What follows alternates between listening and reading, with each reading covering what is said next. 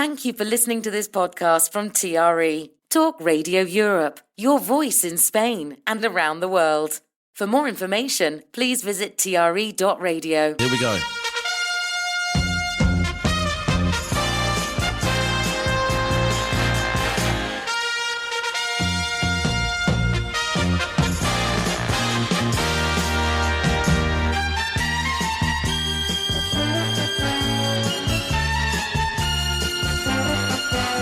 Good morning, Mark, live from Ireland. How are you, mate? I'm doing good. I'm here on a cold November morning with the only thing keeping me warm is my love for sports. What's the temperature there, mate? I couldn't tell you exactly. Oh. It's a temperature where I want to wear 2 or 3 coats out. Does that kind of? Yeah. Well, I didn't want to get out of bed this morning because our house is cold. But I know you're not going to have any kind of. You're not going to feel sorry for me living in Spain. But right, let's move on to some sports over the weekend. I did sit and watch. Can we just mention first of all, Derby County, 5 wins on the trot. I think it's the most informed team in the Championship right now. And I know you probably, with all the other things you have to watch, I wasn't expecting you to watch the Derby match.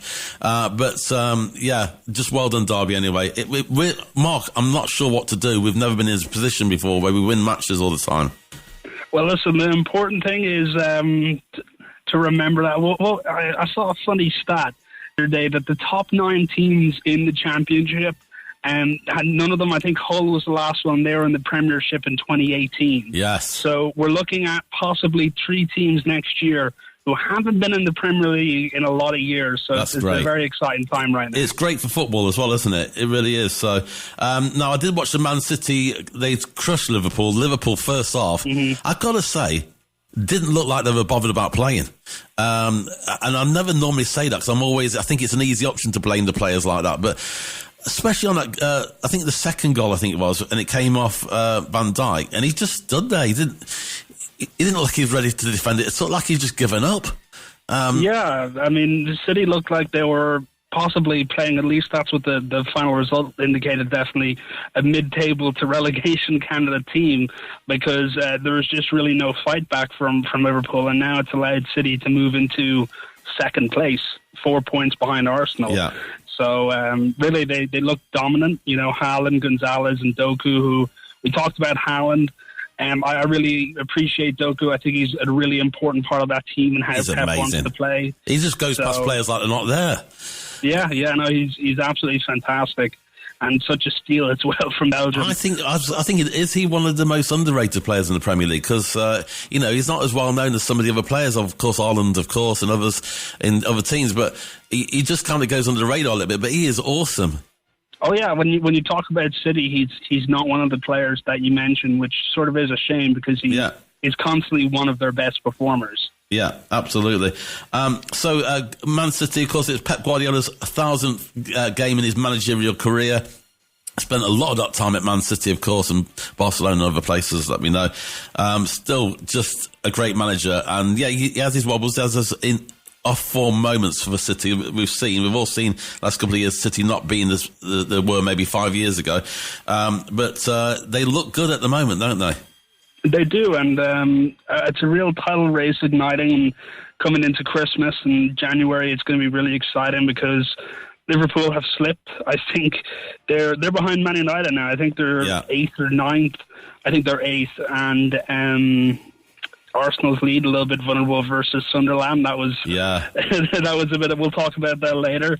So City are showing that it mightn't have been our best start to the season, but it still has every chance of being a title season for them. Yeah, Arsenal's look like they're just going to see the match out, but Sunderland had other views on that, and they don't know when to stop, do they? Sunderland, they just have a go at you, and they're brilliant. Yeah, I remember watching a Netflix documentary a couple of years ago called Sunderland Till I Die, and I was sort of endeared by a lot of the fans' attitude from watching that while it was on Netflix.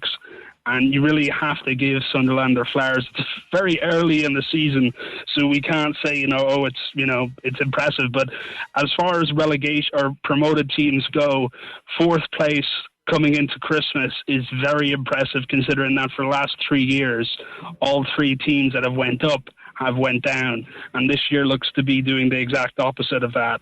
So it's very exciting. I'm a very big fan of Sunderland, how they're playing, how much money they invested on team, over 100 million, which is unprecedented. You just don't see teams doing that, particularly teams from the Championship. So it was really impressive. You have to give all the credit to Sunderland on that. Mikel Arteta had a very funny analogy for the end of the match. He described the match as a pain in my tummy. So I just found that entertaining. But it showed that Arsenal still have weak spots. And this is what champions need to do. Champions need to respond under pressure. So if Arsenal want to be considered as one of the great teams, this is just a challenge they're going to have to fight back with in the next match. Absolutely, yeah, really. And what about West Ham versus Burnley? Yeah, I thought this was interesting because now Nuno's been there for, I don't think he was he's as long at West Ham as Ange was at Forest, but he's there a little while now, so we can start judging him a little bit more. And he's had West Ham now 2 wins in a row. It was a match that I think it was Burnley's to lose for a lot of it, but they managed to snag a point, and that brings them to, I believe it's 9 or 10 points now, which just puts them on the threshold behind Burnley in the table. So they're slowly climbing out of the relegation zone and slowly finding form, which is why Nuno was brought in, and I'm sure the West Ham fans are very happy. It was a chaotic finish, but you know what matters is winning. Absolutely. And Nuno made subs at the right time, which just changed the game. Man United against Tottenham Hotspur, that was a match and a half, wasn't it? You've definitely called it that. Yeah, Richarlison celebrating once again before the end of the match, thinking that it was won. But definitely United fought to avoid defeat there, really crafting a draw from the jaws of victory. But I think it was once again Spurs' kind of failures in defence. And a few missed chances really let United get the extra point here. Do you think that speaks well of United? Because I think maybe, even 4 or 5 weeks ago, that would have been a 2-1 to Tottenham. They wouldn't have fought back in the way they did. Yeah, I think this United team has a lot more spirit, and I think that was indicated from the matches that they've won. Not won, but definitely got something out of a lot of matches in this season in the last 20 minutes, which is it's almost bringing you back to the Fergie time era. Remember when everything used to happen in the last 5 or 10 minutes. Solskjaer would score somebody, yeah, and it reminds me a lot of that about that, but compared to maybe the first 5 games of the season, I think this United team has the belief that even if they are down with 10 minutes to go, they can get something out of it. And especially that Liverpool match, just the mentality after that shows that these players actually believe in themselves, which is not something we could probably say after the Fulham match or, early matches in the season. So it's good to see. Mark, I don't know who is HAPPY, Chelsea or Wolves. Tell us more. Well, definitely Chelsea from the way they've been performing. They managed to get 3-0 over Wolves, which maybe mightn't be that impressive to most people, considering Wolves are currently 2 points in the league and winless. But it was still a defiant showing from Chelsea, which is what you need. I think there's been a lot of public, coverage about Chelsea's losses, but quietly they're performing quite well. They're in third. Goals from Gusto, Pedro, and Neto kind of really proved that this wasn't really a match that Chelsea had to worry about, because Wolves failed to register a shot on target. So it was really never a question what was going to happen. No, you can't win if you don't try to take a chance at goal. There's always these stupid rumours going around, because Derby have won 5 matches, so suddenly John Eustace has been linked with the Wolves boss job, because he is from the West Midlands, he lives down that way, and it said he'll save him fuel on his car. But anyway, onward and upward. So we're looking for, what about Brentford versus Newcastle? Then we'll have a look at some other sports.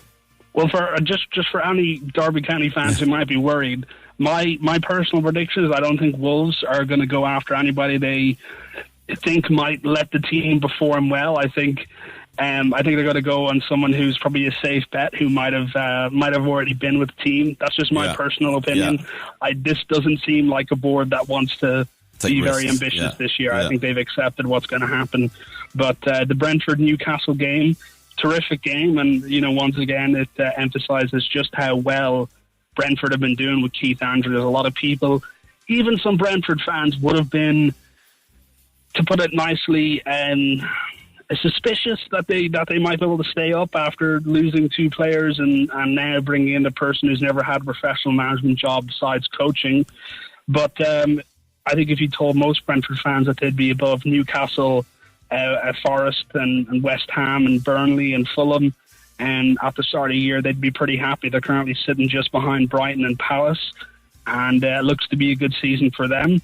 Once again, Newcastle kind of struggling to win away, which is a serious concern, considering they're also in the Champions League. So not only are they, I think, 14th now, they also have to worry about the Champions League games and that all in their schedule. So it's not going to be an easy season. And their arch rivals, Sunderland, doing very well. Talking about Sunderland, Julie messages in from Eastbourne. Sunderland were excellent. My voice still hasn't come back after shouting at the telly for 100 odd minutes on Saturday afternoon. I know that feeling, Julie. And then what happened to Lewis on Sunday as well? And also she's gone for Lying Eyes, songs about lying. Right, okay. So let's talk about the Brazilian Grand Prix. What's going on? Yeah, well, it's a good season if you were a Lando fan, I guess. Yeah, but, he's doing all right, isn't he? Yeah, he's doing very good right now. I mean, the most important part of the season, he is pulling the results when he needs them and as they come. It wasn't such a great weekend for his teammate Piastri, who picked up a penalty, ended up in 5th and crashed out of the sprint race. But it's exactly what Lando wants. Rookie Kimi Antonelli had a very good race. He had a 2nd place, which is it equals his best finish, I think. Or no, it was his career best. Sorry, his 3rd place was his previous best, which is extremely good. I think now he is the rookie with the most points since Lewis Hamilton. And then Max Verstappen, he started in the pit lane. I believe he was 17th, 18th. He managed to finish 3rd, which just about keeps his title hopes alive. And then I guess Hamilton as well crashed out. I just realised that. Yeah. There was a serious crash at Bortoletto, which was the one that I was more focused on in the sprint race. It looked like a very nasty crash, but thankfully he's okay. But the main, I guess, question of this weekend was McLaren and Verstappen, and both did fairly well besides Piastri. But McLaren's win sort of underscores how they performed all season, and it's picking up at the right time with 3 races to go now. When does the season? Is the time of winning. We've got 3 races to go. When does the season restart again next year? I think it's about 4 months after the season ends. Sorry, Mark. Yeah. I mean, 3 weeks ago, and it's been a great year, actually. I mean, I know obviously there'll be Lewis Hamilton fans out there who are not happy about what's happened this year for him, not so good. But nonetheless, I think I've enjoyed watching it when I haven't watched it every time, but it just seems to be a bit more competition in there. I've enjoyed it this year. Yeah, I don't think Hamilton or Hamilton fans have to be too disappointed with how his season has went. There's been lots of positives among the negatives, and you got to remember next year there's a new set of regulations, so we could possibly be seeing a totally different table next year. Yeah. So maybe the reason that Ferrari hasn't performed this season is because a lot of their focus has been on next season, and that's sort of what you want to hope. It was the same thing with the Red Bull fans. You know, they came out very lackluster. Same with the Williams fans who've seen a downturn in performance, and James Vowles has come out and openly said since the start of the season, listen, we started very high, but it's just going to get a lot lower because we are focused on the 2026 reg, because that's where everyone's focus needs to be. What's good about winning a race this season when you're mid-table next season? So it's always looking forward, and I think that's what Ferrari fans need to remember. Okay, 3 more races to go. It's not over yet. Right, golf. If you do 1 more minute on this, if that's okay, Mark. Aaron Ray wins the Abu Dhabi as McIlroy leaves comeback too late, and Fleetwood is edged out in the playoffs. Yeah, McIlroy always has had a bit of a timing issue, but he had a surreal performance, and it was just unfortunate it came a little bit too late as Fleetwood and Ray went to the playoffs with Ray managing to claim the win in Abu Dhabi. So it was a showcase of European talent. That's how we'll sum up the Abu Dhabi Championship. Brilliant. Thank you. All in 1 minute, like you said, on the can. So well done, Mark. Have a lovely, lovely week, mate. We'll speak to you next week. Thank you very much. You've been listening to a TRE production. If you've enjoyed this program, there'll be another episode waiting for you next week, right here on this platform, where you can also access our extensive back catalogue of shows and interviews. For more information on our live programming, social media channels and apps, and how to contact Talk Radio Europe, please visit tre.radio.